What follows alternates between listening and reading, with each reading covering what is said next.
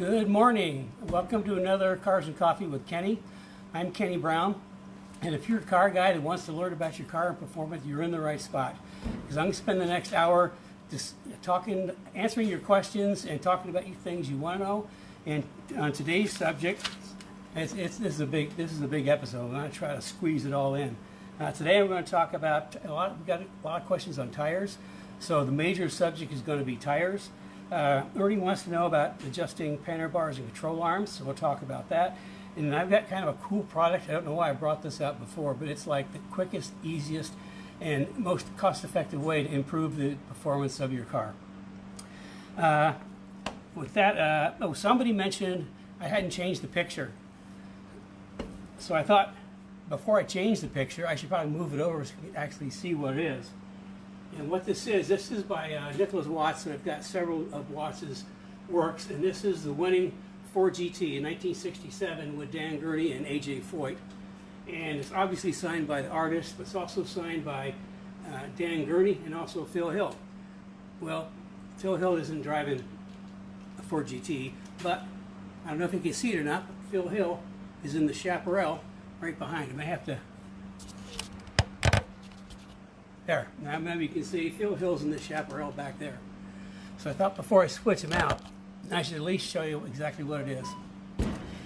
Something else, you may see blotchy spots all over my face. Well, that's courtesy of my dermatologist. I am very religious about seeing my dermatologist every 3 months.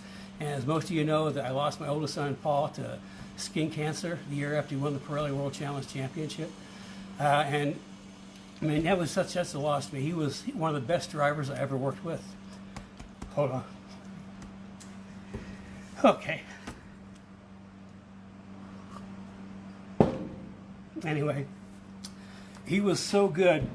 In 2011, he wanted to run the World Challenge, and Ford wasn't going to have the Boss S right in time.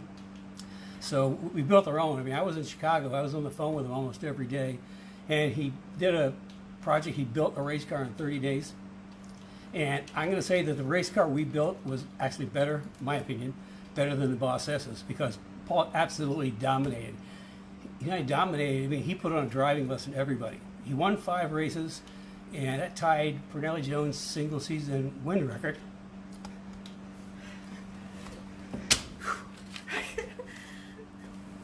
Why don't you tell the rest Plus, of the he story led more laps than everybody else combined. Okay, I gotta move on. That's hard to me. Talked about the picture, dermatology. I mean, one of the things you should have in your toolbox, always, never take it as sunscreen, and use it liberally while you're at the track, because I've seen what skin cancer can do, and it's bad. Okay, let's see. Tires is the big subject. I'm going to hold that off for a little bit. And I'm going to start with talking about adjusting control arms and Panhard rods. And for those that were with us in an earlier episode, we talked about the double adjustable control arms in our rear grip kit. And as far as adjusting, when you get the control arms from me, they're going to be pre-adjusted, just ready to stick in the car. And you might remember we've got offset bushings, so that we actually take in a Mustang, the front is splayed out, and that doesn't give me geometry I'm looking for, so we offset it so it's parallel to center line. Every race car I ever worked on has parallel control arms. But if you need to adjust, if you don't have mine and need to adjust it, the really simple method is get yourself an old control arm, put some 14mm bolts through it, and adjust the control arm to the original length. And oh, by the way, Ernie, these are your control arms. Ernie bought the whole suspension, which I'm pretty excited for, because I think it's really going to make his boss go like crazy. Now the Panhard bar. The other part was question: when to adjust control arms. Well, when you get it from me, they should just slap right in. But if you need, like when the car's on the alignment rack and the guy in alignment says you've got thrust angle, you know, that means that your angles, your rear end's just tipped a little bit, it's not perfectly square. Well, you can actually use the adjustability on lower control arms to put it back into square. So that's one extra use for it. And also on the top upper control arm module, mine's a module because the control arm is longer and it's been repositioned for better geometry. That's preset too. But if you were to adjust things, I mean, what we're looking for is pinion angle, and typically adjust the upper control arm for pinion angle, but you also can use the lower control arms. And the pinion angle that we're looking for, so you know, is about 3 degrees up in that range. And we talked about for pinion angles, if the engine transmission angle is down 3 degrees, then your pinion angle has to be up 3 degrees. And that's so that the drive shaft works smoothly. If they're pointing at each other, then you get a jump rope. If they're pointing in the same direction, you get a jump rope, and that's vibration. So that's when you can adjust the control arms. Now for Panhard bar adjustment, it takes some very highly sophisticated tools and equipment. So I'm showing you my secret. See that? Just a plain old carpenter's level. And what we do is we'll stick this up at the edge of the fender well, and then take and measure the distance from the level to the tire. And if the distance is greater on the driver's side to the passenger side, then you want to make the Panhard bar longer. At the end of the day, you want to keep adjusting it so that the distance between the tires on both sides is just about the same. Now, if it's off a 1/16 of an inch, don't worry about it. You just want to get it pretty close. So that's the sophisticated way to adjust a Panhard bar. And if anybody goes to Harbor Freight, you've probably seen these. Every time I get one of the free things, I pick one up because I keep them everywhere. So that's controlling the Panhard bar and the control arms. Now, we want to give a really big shout out to Daryl Hopkins. He invited the SN95 351 Windsor Swap Forum, the 79-04 Mustang Road Race, HPD Autocross Forum, and the SN95 94 and 95 Mustang enthusiasts. Thank you very much. I hope all your people get some real value out of this. And also Kane and Tim invited Mustang Owners Online Facebook group. If you're in a group and you think that people in your group could learn something and gain some knowledge and from my experience, please just link them up. Also, if you have friends that you think will gain value out of what we're doing here, be sure to invite them too. And also the Speed Therapy Society. How many people do we have out there today that are already in the Speed Therapy Society? Because that's our little private group where we've got a lot of cool things going to happen in there. And yeah, people have been here a while. I know that I can't do this without Carrie making signals and holding up signs. But okay, we'll get moving on. Thanks for linking those people up. And like I say, if you got friends, groups you think that can gain, that would interested in learning more, this is the place to come on Saturday mornings at 11 o'clock on Facebook Live. Okay. Oh, on the now Ernie, whose control arm this is. I had a really good 15-minute consult with Ernie, helping him think through this car, how to set it up, what he was doing with it, what's going to be the best stuff. And that's just so you know that I, like maybe 3 times a week, I'll open my schedule up to do what we call a 15-minute consult, complimentary. If you've got questions, there's a lot of questions I just can't answer briefly when they come in. And also, if you got questions today, send questions in, because as you know, I only talk about what you guys want me to talk about. So you got questions, send them in. We'll try to get to them a little later on. Okay. Wow, I got through all my have-tos. Now let's talk about tires. There are obviously lots of different kinds of tires. I'm guessing the subject you guys want to talk about is going to be track tires, street tires, street tires, race track tires. Now you can look at tires, and I look at tires in 3 different categories. There's high performance street, street track or track, and then track as in racing or club racing, or just full-time track. Now in the street performance category, you want to go for max performance tires, because a tire like the Michelin Pilot, I think it's S4 or 4S, that's a great street tire. And you can also, if you're in novice, even up intermediate, you can take that right to the track.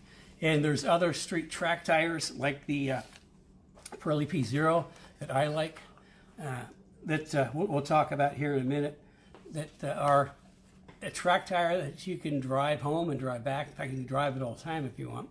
And then there's like the pure track tires. You know, we're getting into like slicks and dedicated track tires. I got a note here. I got something really cool. I'm going to show you guys a little later on. It's the quickest, easiest, most cost-effective way to improve the performance on your Mustang or any Ford product that has a drive-by-wire accelerator. And we put them on our cars, and we put them on all our customer cars, and we'll get to that in a little bit. I'm talking about tires. A question that came up is stagger versus square. Okay, stagger versus square. I mean, if you're just a regular track day guy, up to intermediates, and you know, running a square setup is kind of the best, because you can actually rotate the tires. If you got a square setup, you can just kind of move the tires around so you get better life out of them. The staggered setup would be smaller front, larger rear. Oh, on the square setup, you know, my favorite square setup is 285, 35, 19, and we'll get to that in a minute. If we're running staggered, you're running like we run staggered on some cars, 10-inch front and 11-inch rear, with a 285, 295 front and a 305 rear. Anytime you get up in the 500 horsepower range or more, you want to run a little extra tire in the back, just because, you know, Mustangs are loosey-goosey in the back, and the rear grip kit fixes a lot of that. But even so, I mean, we want to tie the back of the car down, and we can actually, on a staggered setup, we'll actually run a little different spring rate in the back. I'll go up maybe 25 pounds, or depending on the car, 25 to 50 pounds, just to shift some of the grip to the front, because the back's going to have tons of grip with the rear grip kit and the fat tire. So a little higher spring rate will shift more grip, help the front turn. And then here's the best time to check temperature. You know, the best time to check temperature is right off the track when the tires are nice and hot. I know at some track events it's really impractical, because at the end of the race they kind of herd you down the pit lane and you can't stop. You have to go back to your paddock area. Well, if you do, jump out and take the temperatures as soon as you can, because any data is better than no data at all. And they're going to cool some, but we're looking for the temperature not on the surface but below, which is why I don't use an infrared. An infrared will give you surface temperature, and that cools really fast. What you want to do, and this is you know, something else that's really cool I want to show you guys. What you want to do is use a probe type barometer, and you can see it's got that little probe on there. You want to stick that down into the rubber of the tire, because you want to know what the temperature of the tire is inside. Now this is kind of like a professional grade. I just thought you guys would be interested. But this is a memory tire barometer, and turn it on. Oop, turn it on the other side. And what it does is got memory in it, and as you go around the car, you can take left front, left rear, right front, right rear. And you don't have to have anybody writing it down. It's just real quick, and the memory's in there. Now this is not cheap, but this at the professional level, this is what we use, because it's really fast. We can get tire temperatures really quick, and then we've got stored memory, so we can go back and look at the other tire temperatures. But remember, you want a probe type and get stuck into the tire for temperature. And then we talked about using tire temperature to adjust your tire pressure. And this is the pressure gauge I use. It's really simple, works great. But I want to show you something else at the professional level. This would be a tire gauge that would be used at the professional level. Turn it on. Now I don't know if you can see. Yeah, you can see. But this actually goes to 1/10 of a pound. Now I was working for some Indy cars for the 500. us IndyCar teams, they work on their pressure, tenths of a pound is how they work on their tire pressures. So that's why, I mean, you don't need something this elaborate, but even so, a digital is always really handy because you can, you're not looking at a dial, looking at digital. So those are like two pieces of professional equipment I thought you guys might be interested in. So, the answer to your question, it's as soon as you can. Another trick that I do if we're at an event where you get a checker flag and you do parade lap straight to the pits, or they take you off one of the corners and back of the pits. Well, the thing to do is, how long the session is going to be. Watch the clock. Have the clock in your car set so watch the clock. And when you think it's about one lap before the end, do a really hot lap, and then come screeching, well, not screeching, you have to follow pit rules, but come into the pits and have somebody go ahead and check the tire temperatures, because they'll let you in the pits when they're still running on track, because then a lot of times I'll be in there, the checker flag will come out, and we'll be all done, and we've got a great tire temperatures. So there's a couple of tips on tire temperatures. And I like people that know me, if you're running up my stuff, and you're a track day, and you want to know the car's doing this or doing that, or want to do this, want to do that, and you call me up, my first question is, what are your tire temperatures? The second question is, what are your alignment? With those two pieces of information and what you're telling me from what you're reading with your pedometer, I'll come up, we'll talk about it, and we'll come up with some changes for you that'll make the car better. So that's, here's another one. Is the BFG R1 a good track tire? Yeah, it is. And I'm going to talk, I did research on some track tires and some street, full track tires and street track tires. When you get something like BFG, they're going to be 18-inch. Now, my philosophy or theory on wheels is 18 inches for race tires, 19 inches for the street and track days, because I like that little taller sidewall, and 20 inch is for show. I just don't like the sidewalls. I mean, you want to get some launch off the corner, and if you look at drag race cars, sidewalls are like this big. That's because it'll dig in and grip, so I like a little taller tire. And besides, there's just great tire choices in 19 for street track tires. So that's it. It's the 18 for race, 19 for street track, 20 for show. And the other thing in talking about tires, if people don't know how to read the side of the tire, there's going to be like three numbers. There's going to be 305, 30, 18, and 19. The first number is the width of the tire in millimeters. And I got this to kind of show you a little bit. This is, this is just an inch rule with millimeters at the top. Now, if we're talking about a 275, that's the width of a 275. You go to 285, you add another 10 millimeters, that's 285. You go to 299, another 10 millimeters. You go to 305, and that's about a foot. So the first number is the width. The second number is the aspect ratio. And as your tire or wheel diameter gets bigger, typically your aspect ratio goes down. Or even on 18s, you've got a low aspect ratio. The lower the number, the shorter the sidewall. 30s and 35s are kind of what we use. Street cars would be anywhere from 40 to 50, because they want street tires or taller tires. So that's kind of like the very basics on tires. And the third number is obviously the size. So 305, 30, 19 would be a 305 width, 30 aspect ratio, and a 19-inch wheel. And what I did, because somebody asked about the R1s, and then someone else asked about the NTO ones, if they liked it. I'm going to talk about these a little bit more, but let me know what tires you guys are running on track and how you like them, how they perform for you, because I think that'd be really interesting to know who's running what tires. But here's another note I made. As far as wheel width and tire size, it's really important that your wheel width and tires are dimensionally in the same ballpark. For example, a 275 would go on a 9.5-inch wheel. A 285 would go on a 10-inch wheel. 295, and both 295 and 305 on most tires will go on an 11-inch wheel, and 325 is 11 and a half. Now, also, if you look the tires up, they'll give you like what the tire was measured at. Like say it was measured at 10. We pretty much can know that if the measured width is 10, that you can go to a 9.5 and go to a 10.5. Now, if I had a choice between let's say a 285,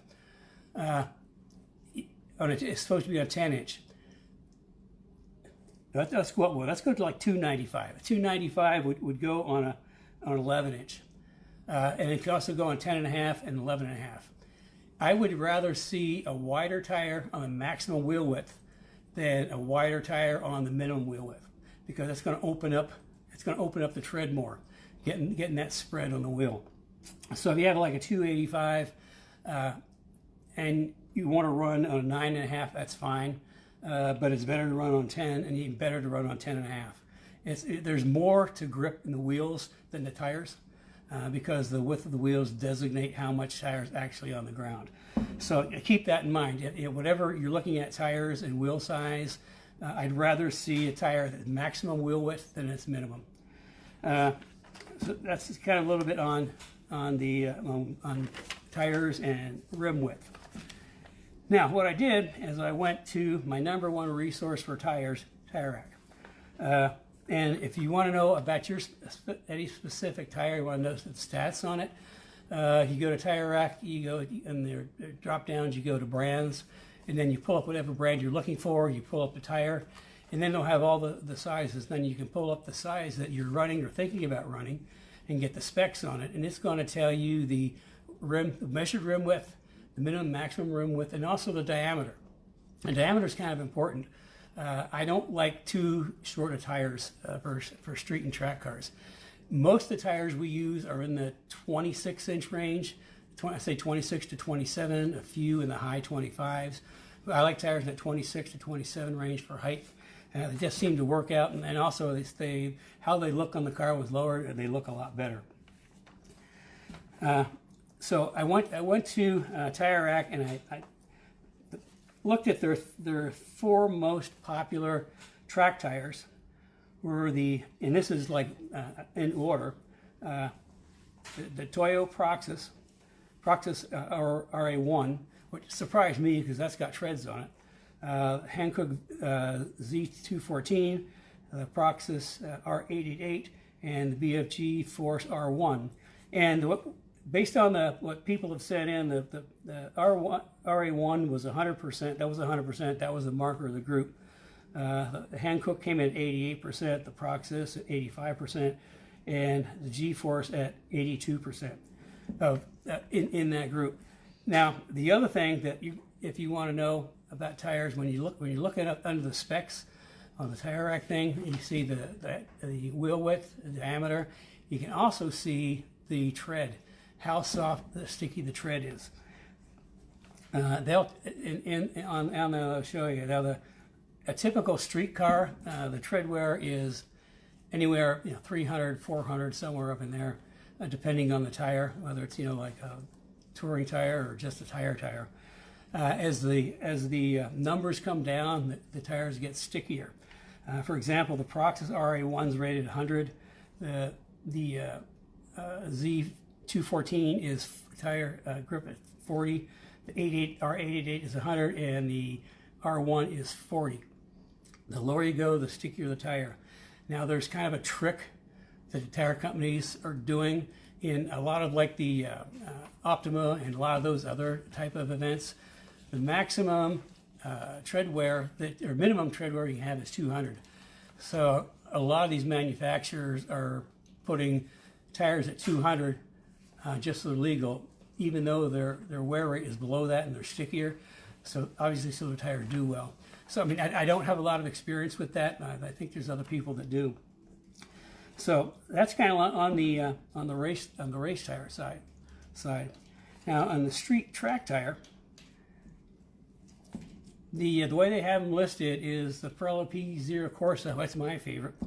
The Michelin Pilot Sport Cup 2. They were a tie. They both had tie. They're both 100%. and then the P0 Trofeo R, and the Yokohama Adven AO 48. It's interesting, the P0 Corsa has a tread wear of 60, the Michelin Sport Cup 2 is 180, and the Trofeo R is 60, and then the Yokohama is 60. Yeah, I kind of see that as interesting. I'm surprised that the, first of all, on the top group, on the track only, autocross only, that the Proxys RA1 was the big choice, because that has treads, and I wouldn't think that would be, but obviously it is.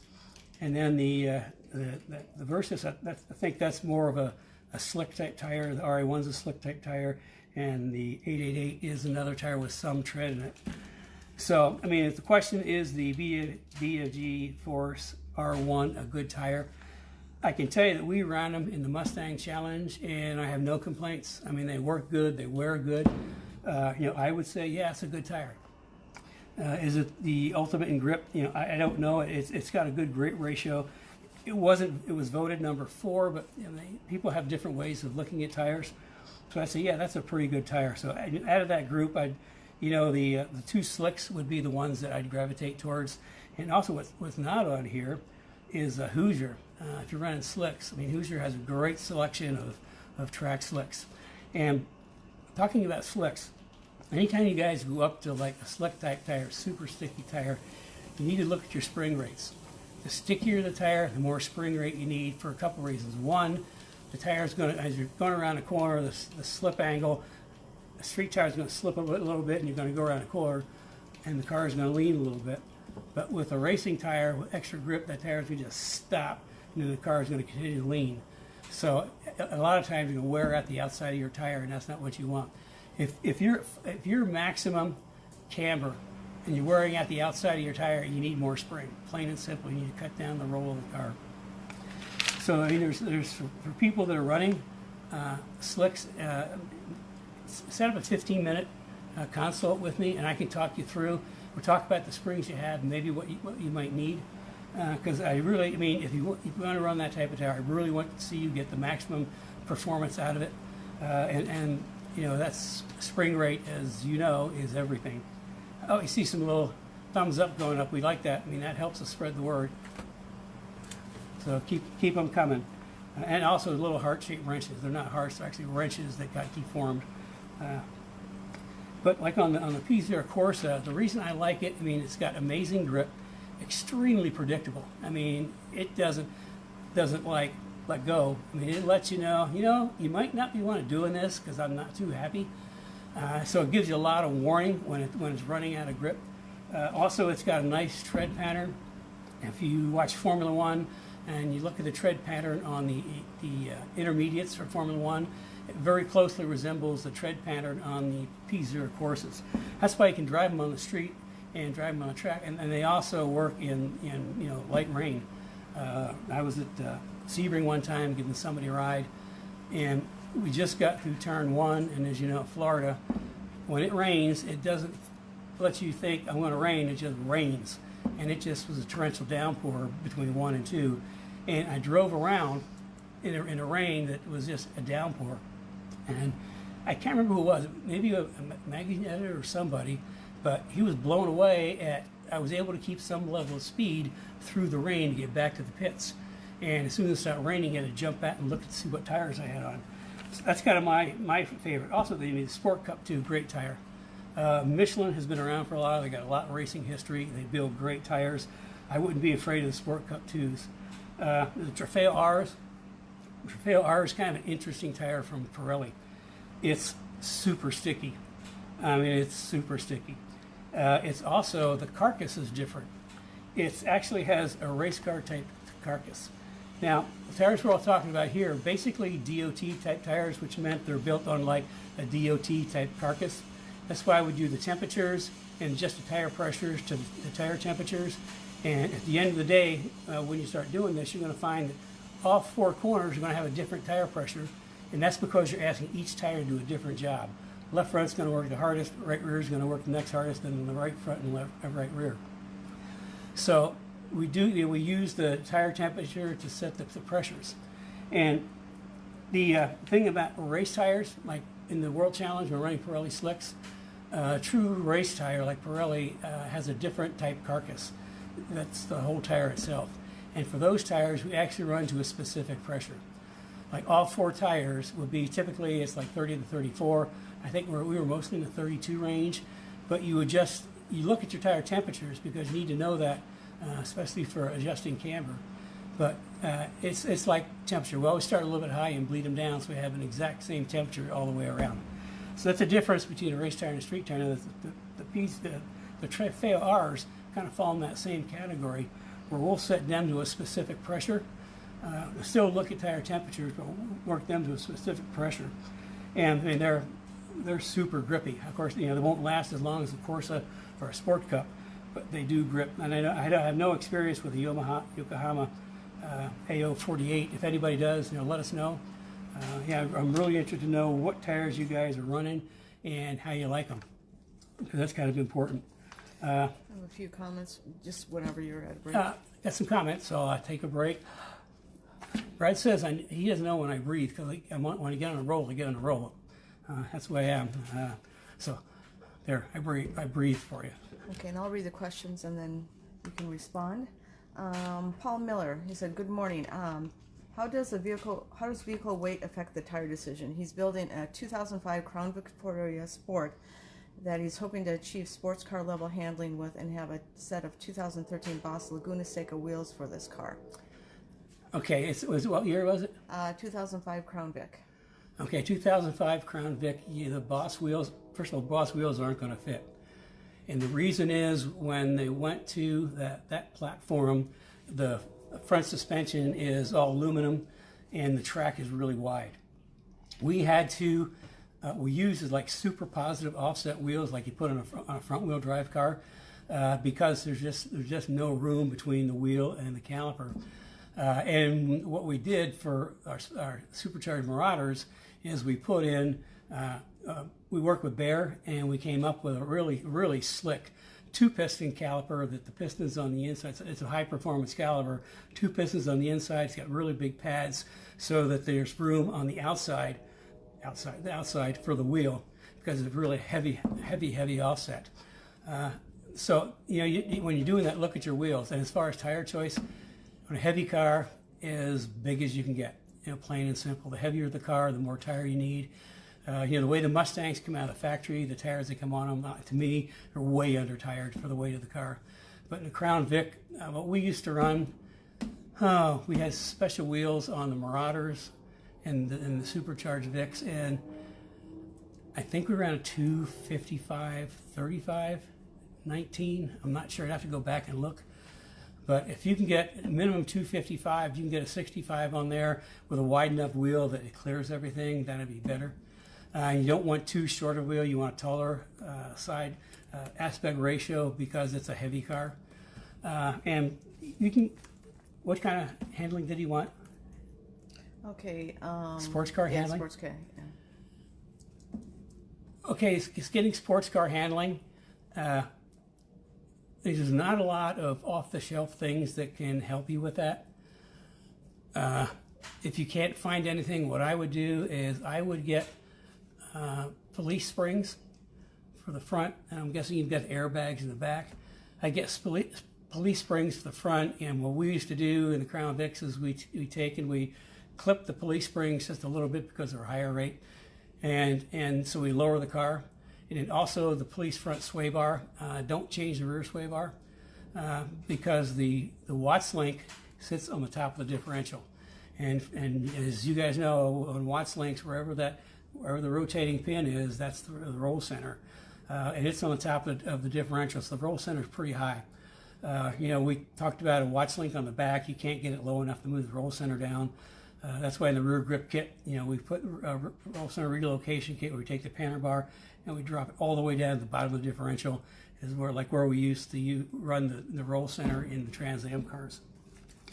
So yeah, it's as big a tire as you can get, but watch the wheels.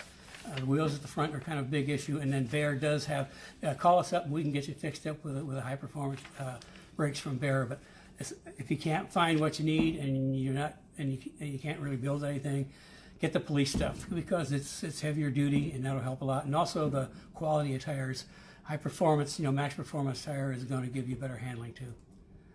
Okay, I have a number of comments on what tires people have. One tech question from Travis Weiser.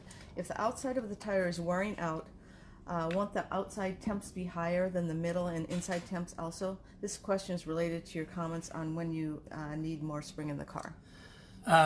Yeah, okay, and that's a good question. This is a really good question because I'm going to take the whole tire thing just one step further and tell you what I do with tires. Now, when I'm working with on teams, working with cars and drivers, certainly we'll look at the tire temperatures.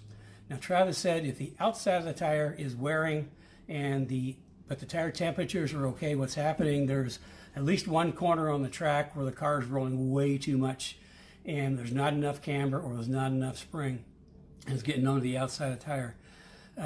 When you're doing your tire temperatures on a McPherson strut car, you always want a little more temperature in the inside. So you want to be running negative camber, at least maybe 15, 20 degrees, because you'll need all that camber somewhere, I guarantee. Also, you look at Formula One cars, they go down the pit lane like that. They run a ton of camber. In fact, they're limited to camber. Even the World Challenge on slicks, Pirelli has a guidelines. You can't run any more than like 3 or 3.5 degrees camber, period, because they don't want you on that sidewall. So if the outside is wearing, but the tire temperatures are pretty good, you got a little more heat on the inside, and you got all the camber it'll take, you need more spring. That's the easiest way to tell if you need more spring is if you're wearing the outside tire, when you got the maximum camber, you need more spring.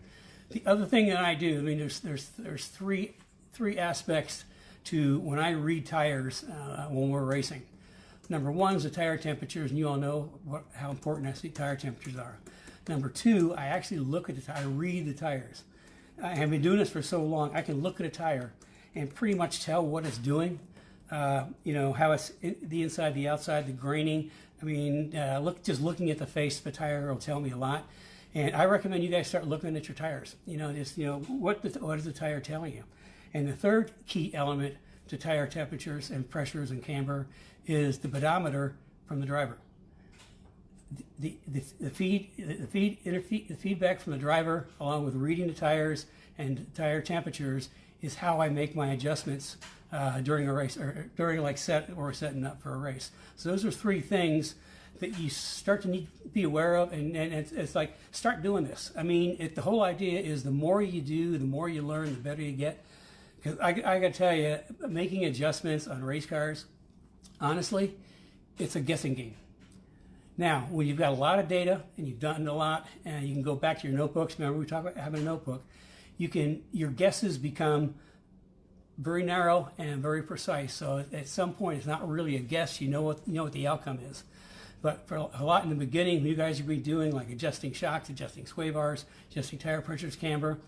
You're going to have to be guessing which direction to go, and it's like I say, the more you do it, the more notes you take, the more data you have to go back to, the less time it's going to take to get set up. You can just go to your notes and say, oh, I know what's going to happen.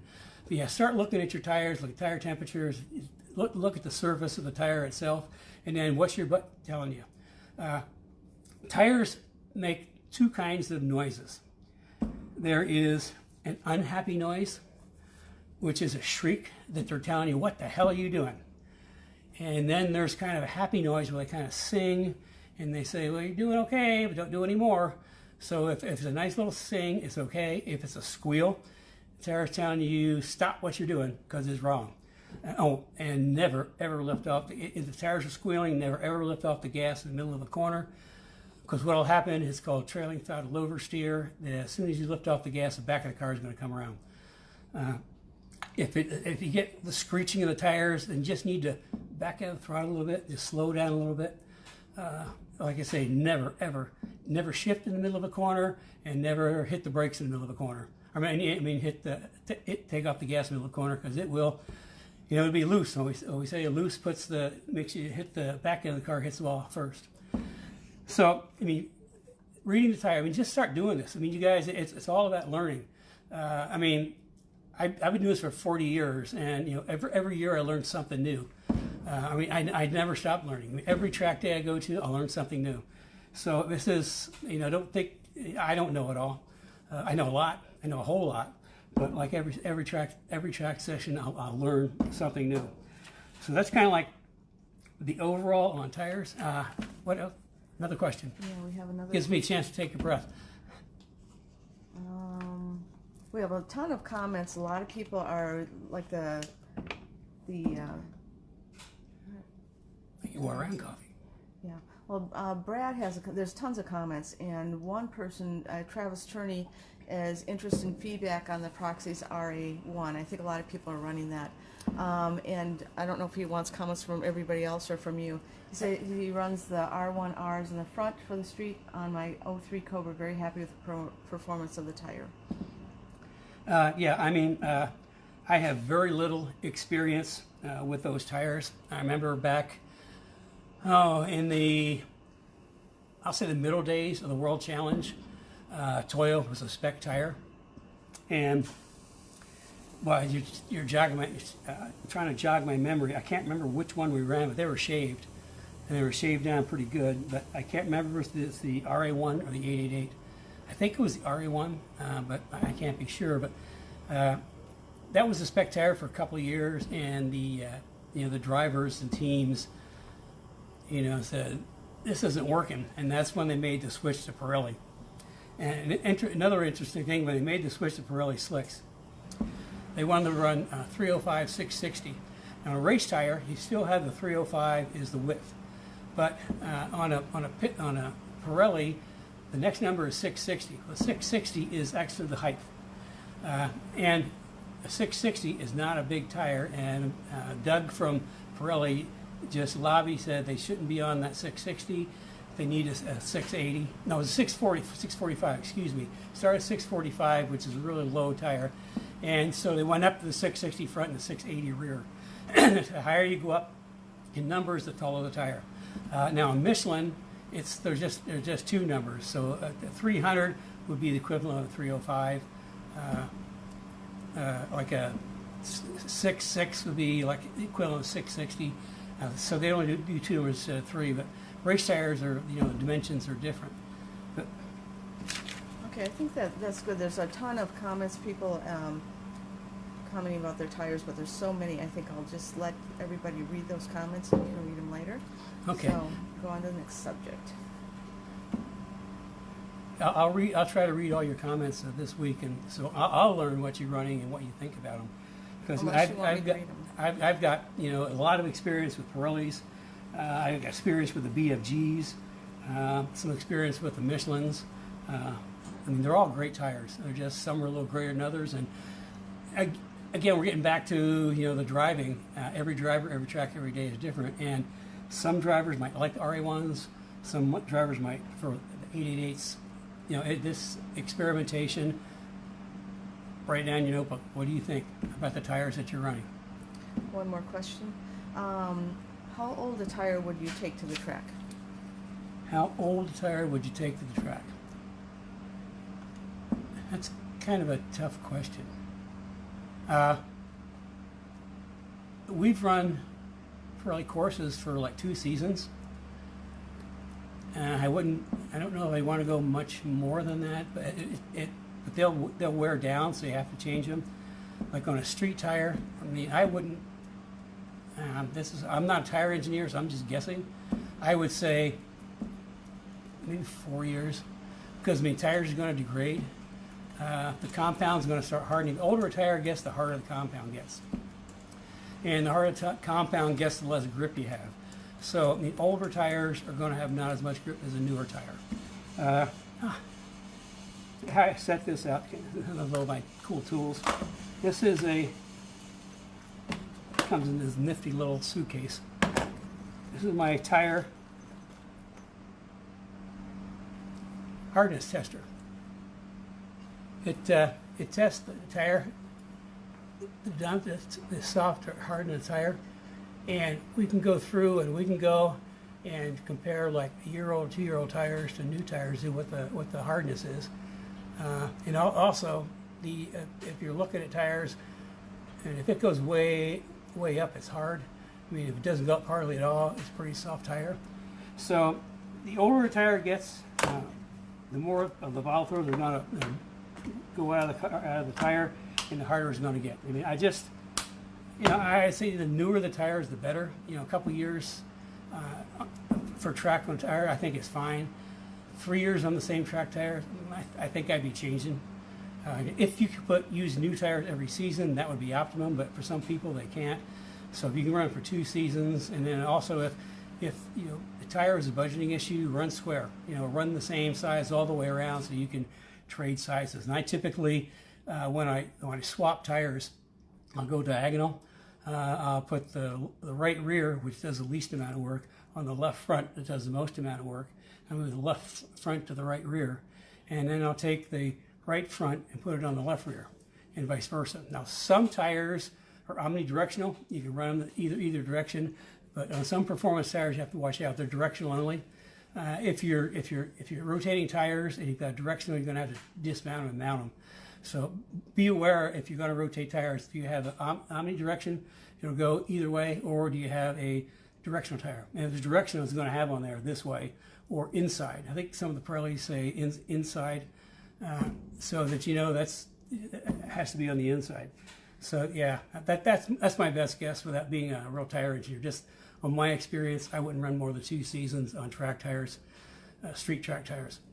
Okay, we have a number of other questions, but we'll get to that after you tell them what your next subject Some other is. questions after I get to how you can increase. I keep forgetting this. You guys know, weren't for Carrie, I forget my coffee. No, coffee I never forget, trust me. If you're just joining us, I'm Kenny Brown. This is Cars and Coffee with Kenny. Did anybody notice the change in the beginning?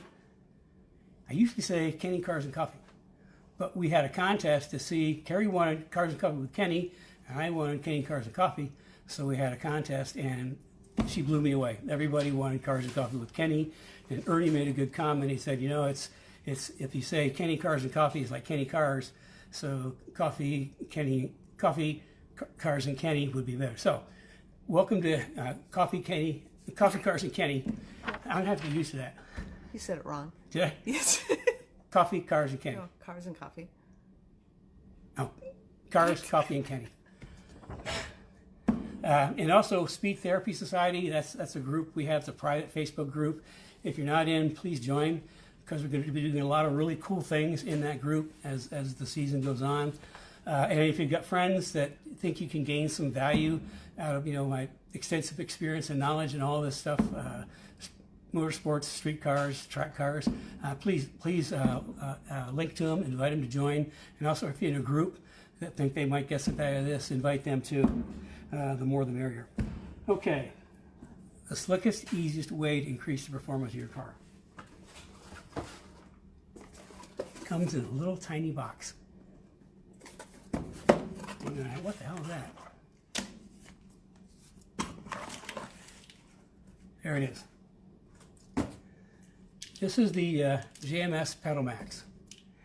And what it does, this is just for drive-by-wire cars, like 5 and newer Mustangs and other Fords. What it does is it goes between your electronic gas pedal and the wiring loom. And one goes in the gas pedal, one goes in the loom. And what it does, it intercepts and amplifies that signal. Which means, you've probably noticed that a lot of times your throttle response is kind of sluggish. Trust me, with this, that all goes away, because it has a nifty dial that you can go from 0, which is off, to 100, which dictates how much voltage is going to go. Increase in voltage over stock is going to be. And I put one of these in Carrie's Edge. And the reason is, I was going on the interstate one day, and you've all been on long uphill ramps, that seem to go like forever. And I just couldn't get the car to go. It was going, but not really going. And I had to actually mash it down, and it went to like the next overdrive, just a little bit faster, and mashed it even harder and went to the next overdrive. Meantime, I got cars backed up behind me. So, I mean, I said, this can't be. So the difference is with the Pedal Max, you put your foot down, the car's going to go. It's going to go at whatever percentage you want. In fact, it's so effective that I turn it down in parking lots, because in parking lots, when you use a little bit of gas to do something, with the Pedal Max at 100%, you hit the gas, car's going to jump. I mean, literally. I got this chart that I think some university did on the voltage signal. Now let's see if you can see that. The bottom, I had to highlight it because it's pretty faint. The bottom would be the factory voltage signal from your gas pedal to the processor. The top is Pedal Max, and you can see the huge jump in voltage. And I mean, that voltage, it does everything. The car's peppier. It's going to downshift sooner. I mean, it's just all around, it's going to be a better car. I mean, we put these in all the cars we do because it's like the simple, easiest, cheapest way to do something. I mean, it's only $289, which is, a bargain. But you want to really increase your performance. I don't have the data, but I've been told that somebody did some dyno stuff, and because the voltage it ramps up so much faster, it actually picks up some horsepower and torque. I don't have the data on that, so I can't tell you specifically, but that's just something that was relayed to me. I can tell you it works, and you're not going to believe the difference. I mean, you just hit the gas and boom, the thing goes. So that's my really cool trick, and it's easy to install. Man, 15 minutes and it's in. You got your little adjuster. I typically run in Carrie's Edge. I'll typically run about 60%. Running 100% is just a little much. Now, if I'm in a lot of traffic and haven't moved through traffic, like in Chicago, I'll turn to 100%. Because, in Chicago with traffic, if you see a gap, you got to go. So I'll turn it up to 100% because that'll give me that go I need. But normally I'll just set it down at 60%. In snow, it goes to 0. In rain, it goes to 0. In parking lots, it goes to 0. Because it's just too aggressive for a parking lot. And if anybody that's ever had one of these, they'll tell you. I mean, it's amazing what it does. So that's my super trick today for cheap power and performance. And we got it for the 5 to 10s are one, and then the 11 to 20s are the other one. So this is cool. Okay, a couple of comments on the JMS. Calvin Goring. Calvin? You remember Calvin? Mm-hmm. He's worked for us. The JMS Pedal Max will absolutely transform your driving experience. The increase in throttle responsiveness will give you a lot more confidence to drive your car harder and faster. And then we have a question on it. Tim Bent would like to know, can you still use the Pedal Max with Whipple 2.3 supercharged 07 Mustang GT? Again, can you use the Pedal Max with a Whipple 2.3 liter supercharged 07 Mustang GT? Okay, the short answer is yes, because it has nothing to do with calibration or anything to do with the engine or processor. All it does is intercept the signal from your foot to the ECM. And in essence, what it does, it turbocharges the signal or supercharges the signal from the gas pedal to the processor, so you get instant reaction. On a Whipple is a positive displacement. They've got pretty good grunt off the line, but even so, if you're a little sluggish, yeah, it'll work. It'll work with anything. Like I say, it's totally transparent to the car. It doesn't even see it, and it works really good. Okay, we have a question from Paul Miller. He wants to know how much work do the rear brakes do, and how important is it to increase the diameter or sweep of the rotor? Besides aesthetics, do larger rear brakes really help? Great question, and I have a great answer. He's asking about the effectiveness of rear brakes and if going larger makes a difference. The short answer is yes, a big difference. This is a long time ago, and I might have my numbers off a little bit, but it's in the range. We did some testing, and with a stock rotor on the back, I think we were seeing maybe 500 degrees rotor temperature. Somewhere in there. We went to the 14-inch rotor, and the temperature jumped up to like 800, which means that we're using the brakes more at the back. When on Ruby, when I went to my full race brakes at the back, the rotor temperature went up to like almost 1,000 degrees. So the more brake we put on the back, the more brake you get and the better it works, which kind of surprised me. I didn't think they were working that hard, but they do. So that, you know, the going to from the stock to like, we've got like a kit from Bear, and we've got our own part number because we only use slotted rotors, that takes the rear brakes and it puts it to a 14-inch and it retains the factory caliper. It just offsets the caliper. You have a 14-inch, two-piece slotted rotor. And think of it this way. I have some more props back here out of my, those aren't was in the beginning. That's my trusty toolbox. It's been with me for over 40 years.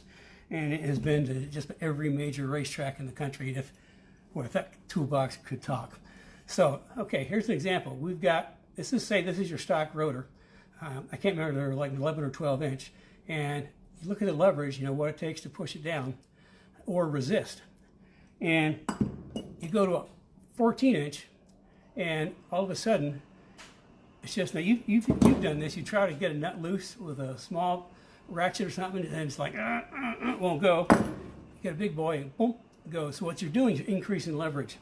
And the extra leverage increases braking. So yeah, I mean, most of the cars that I build will do a front brake upgrade, you know, 6 pistons or 4 pistons or whatever's right. No, actually, all of us 6 piston, except for the my Pro4R race brake.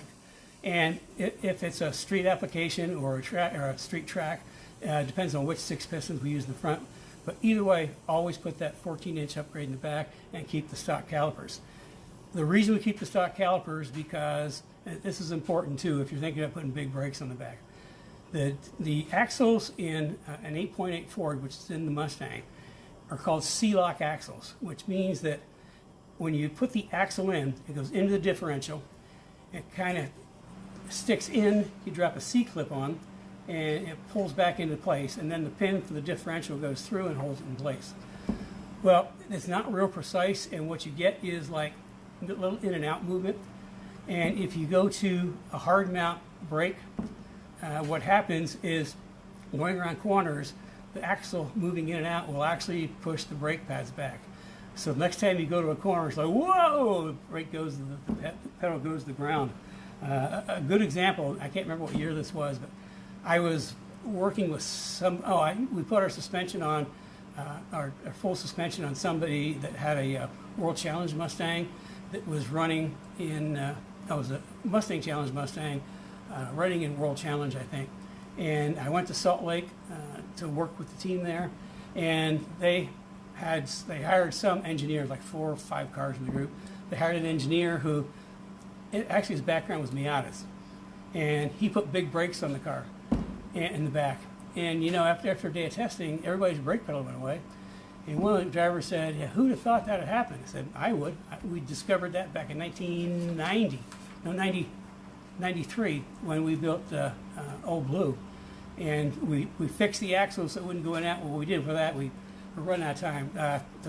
You got a couple of choices on the C-links if you want to run big brakes in the back.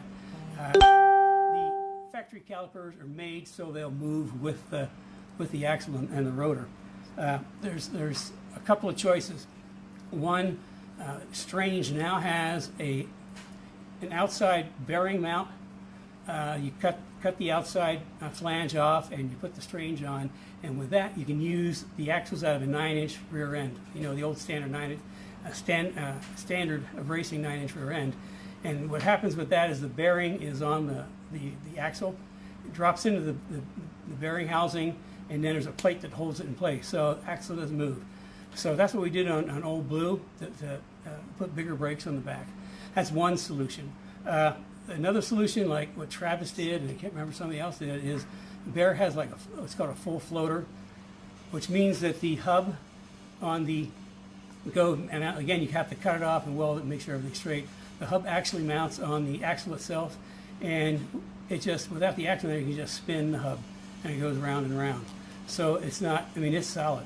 And then the axle is like a double splined axle that, you know, goes in from the outside, it splines into the differential, and it splines into the axle housing on the outside, so then that doesn't work. Now the other thing is if you've got, we've got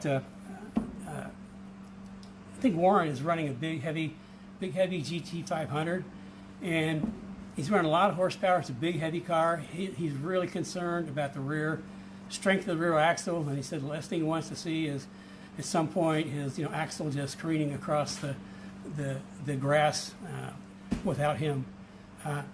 What we've done is we worked with Strange, and we actually have a 9-inch Strange 9-inch rear end that's built specifically for road racing and track days. And the 9 inches, everybody knows, is like the gold standard of racing.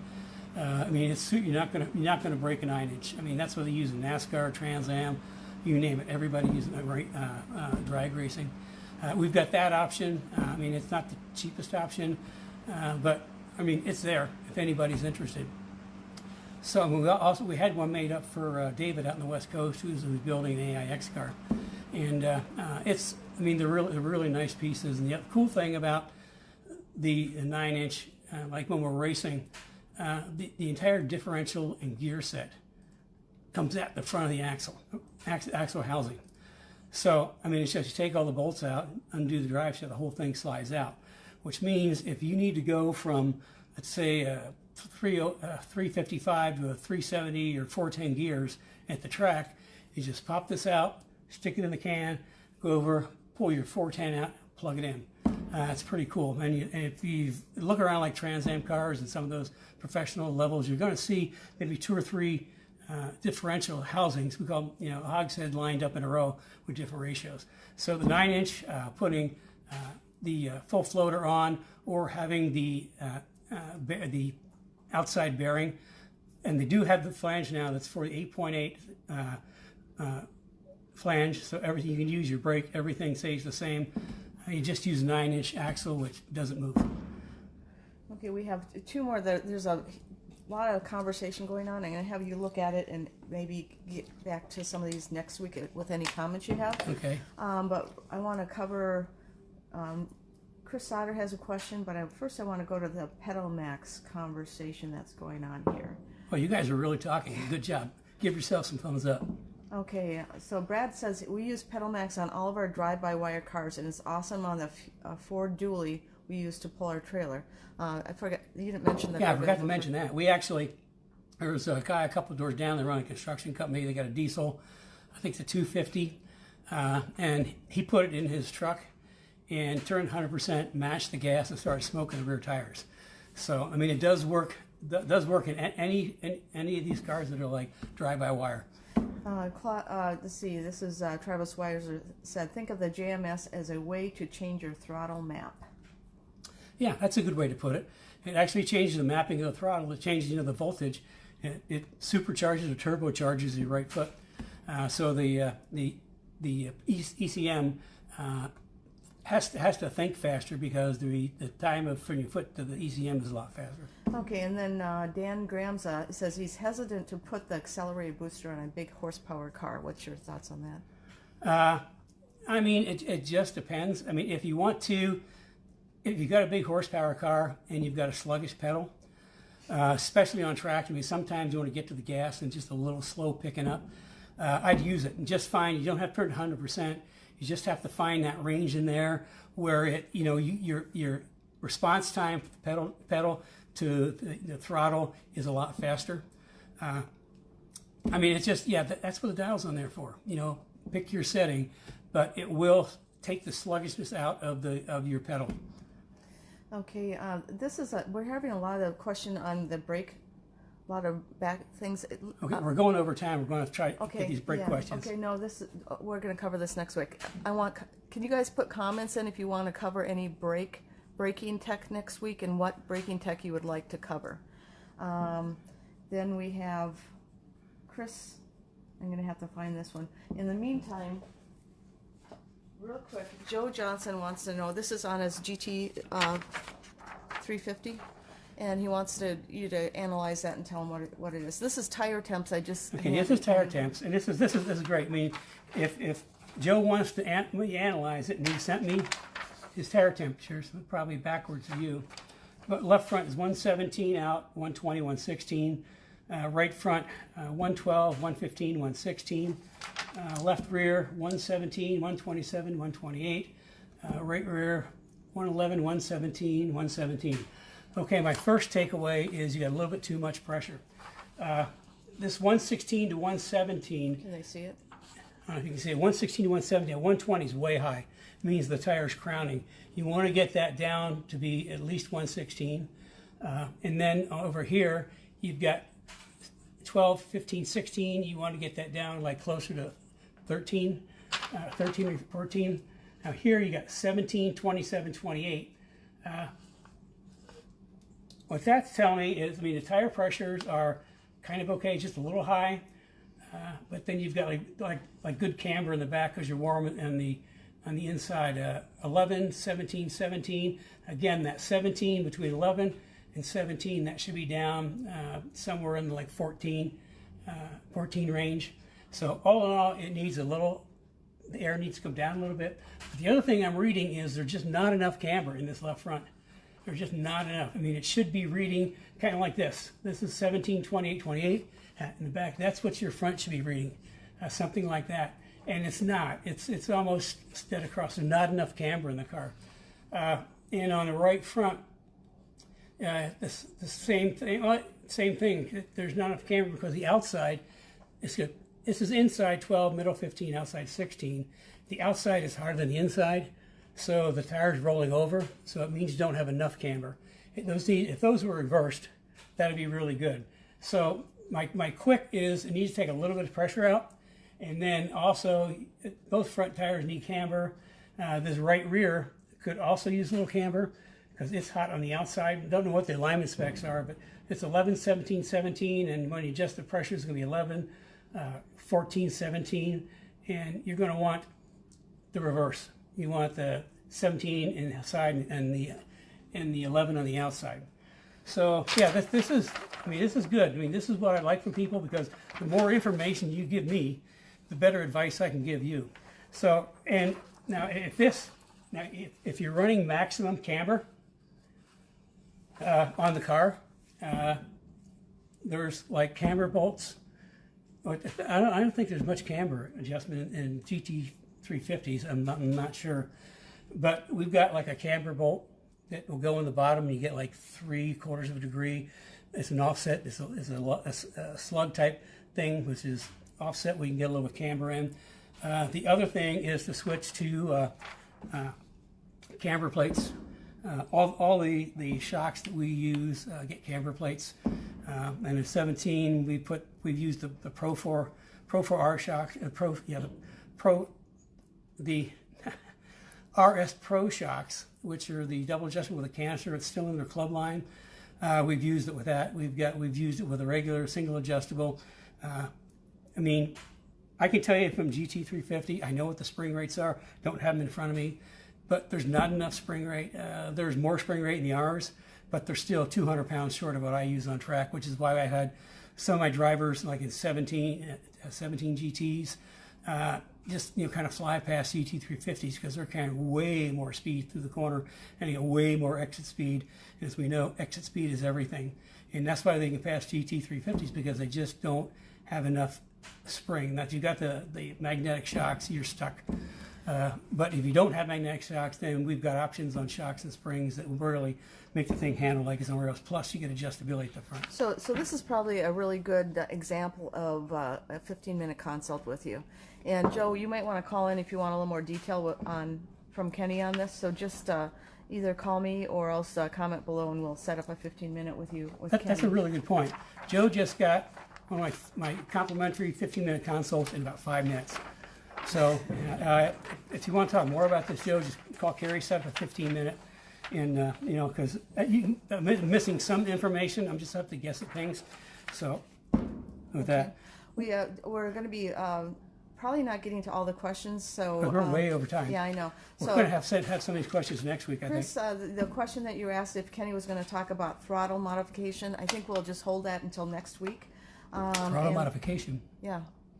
That's GMS. Oh, okay. Well, go ahead if you want to talk about that then, real quick. Yeah, we talked about throttle modification. Are you going to say, oh, that's okay. This was from before then. Okay, never mind. It's me not knowing what's going And then there's a lot of other questions. I think we're probably going to end again if you want to schedule a 15-minute consult with Kenny this week. He usually does about 3 or 4. We're going to open up Thursday and Friday afternoon. So just comment below or send us a direct message or give us a phone call and we'll get you scheduled in. Remember to sign up for Speed Therapy Society. Yeah, Speed Therapy Society. And you'll get a invite lot your of friends. And you know what? We're not only overtime. I'm out of coffee. Okay. So if I'm out of coffee, that means we've had a great day. I'll try to get more questions next week. It sounds like brakes might be the subject next week. So let me know what you want to talk about. And in the meantime, just stay safe. I mean, that's what we're trying to do. Stay safe and stay healthy. And this stupid virus thing will be gone before we know.